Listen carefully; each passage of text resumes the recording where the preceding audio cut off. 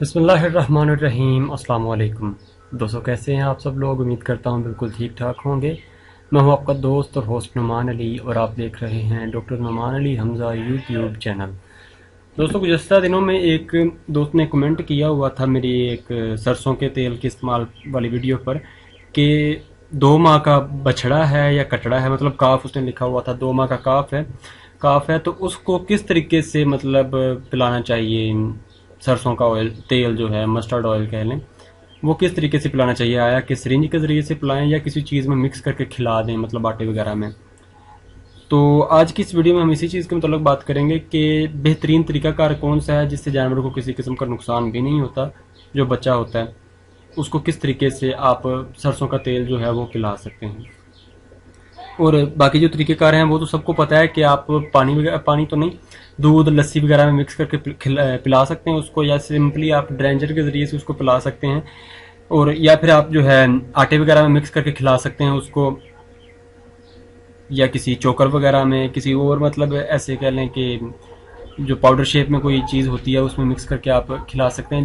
जो जानवर जो चीज़ खा रहा हो या जिसको वो खा सके, आप ऐसी किसी भी चीज़ में मिक्स करके खिला सकते हैं। लेकिन बेहतरीन ये होता है कि आप जानवर को चोकर के अंदर मिक्स करके खिलाएं, और ये इस कंडीशन में है कि आप जानवर को चोकर जो है वो आम रूटीन में थोड़ा बहुत देते हों, तब जानवर जाके जो कह लें कि जो सरसों का तेल है उसको कह लें कि खाएगा।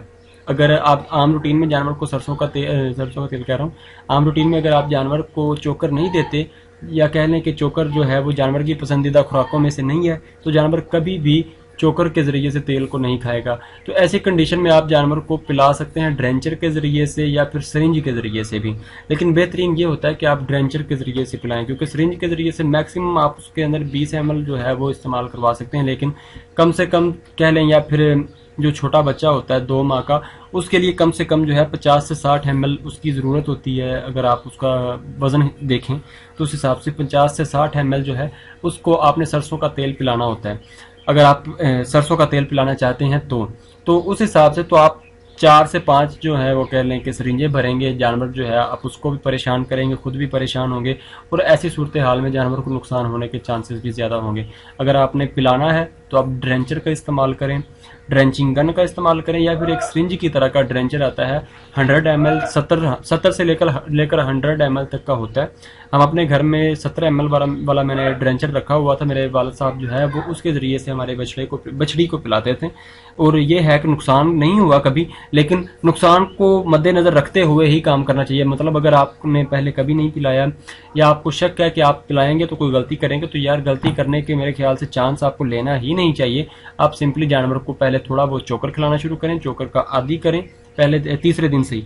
उसके बाद आप सिंपली जानवर को चोकर या फिर वनडे वगैरह के अंदर, या फिर जो काफ स्टार्टर पाउडर शेप में बन चुका है, आप उसके अंदर जानवर को मिक्स करके खिला दें। तो दोस्तों, ये थी हमारी आज की वीडियो। उम्मीद है वीडियो आपको अच्छी लगी होगी। अगर वीडियो अच्छी लगी हो तो लाइक कीजिए, दोस्तों के साथ शेयर कीजिए, और कमेंट सेक्शन में अपनी राय का इजहार ज़रूर कीजिएगा। तो दोस्तों, अपना ख्याल रखिए, घर वालों का ख्याल रखिए, और मुझे दुआ में याद रखिएगा। अल्लाह हाफिज़।